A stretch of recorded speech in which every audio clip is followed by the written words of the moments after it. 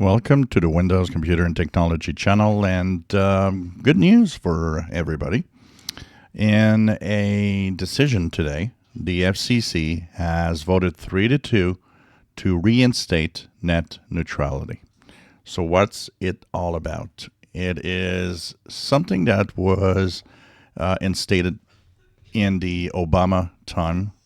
It was to maintain neutrality of the web in the sense that nobody is more important than anyone else. There's no fast lane for certain companies that would pay to have it, and slow lane for those that don't have the money to purchase some access.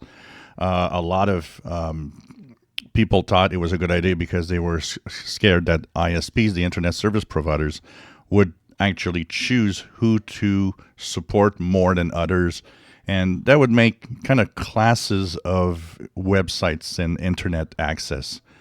So that was actually taken down during the Trump administration.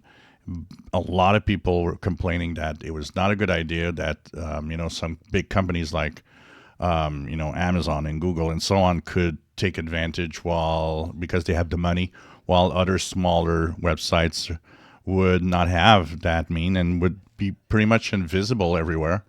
So by instating that everybody's equal, it puts back the regulations that were there before, which I think is a very good thing, to make sure that we have fair access to the internet. It classifies the internet actually has is something important, as important as having electricity and water. So this is good news, and the vote happened today.